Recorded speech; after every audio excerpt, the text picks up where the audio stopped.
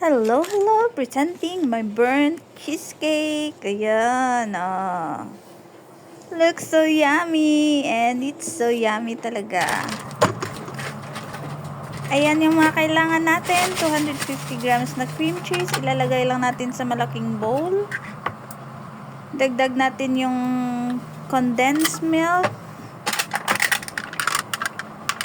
Tapos isang cup ng yogurt.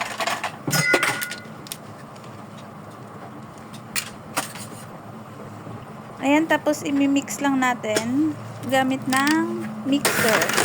Pwede nyo rin yan gawin sa hand mixer, pero nakadepende na sa inyo. Ayan, pag na mix all together na sila, maglalagay tayo dyan ng ating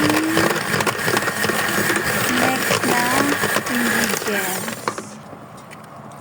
Ayan, nag-squeeze ako ng lemon, isang buong lemon, kasi mas maraming lemon, mas masarap, diba? Squeeze lang natin yung juice.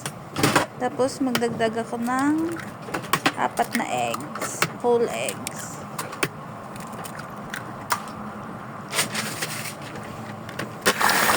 Mix natin ulit.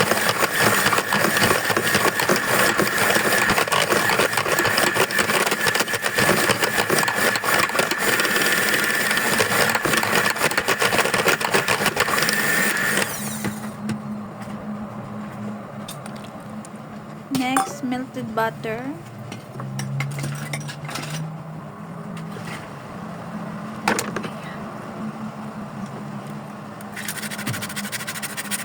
Tapos nag-grind ako ng lemon skin or lemon peel. Mas masarap, mas mabango. Tapos nag-add ako ng sugar, cornstarch at cake flour.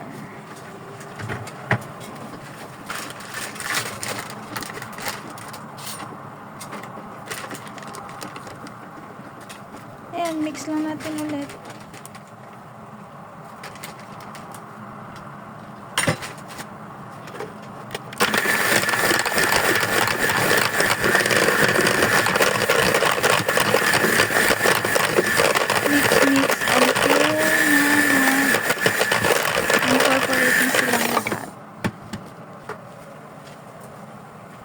Ayan, tapos i-ready lang natin yung ating baking pan na 6 inches. Nagdagdag pa ako ng vanilla.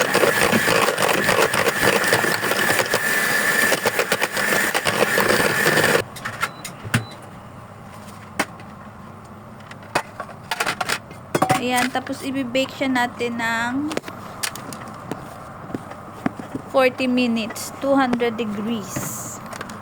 After 40 minutes, ayan na siya. Makikita nyo na. It's ready. Iko-cool down lang siya natin. After natin ma-bake. Ayan, cool down for a while. Tapos ilalagay natin sa ref. After 2 hours, pwede na. My burnt cheesecake.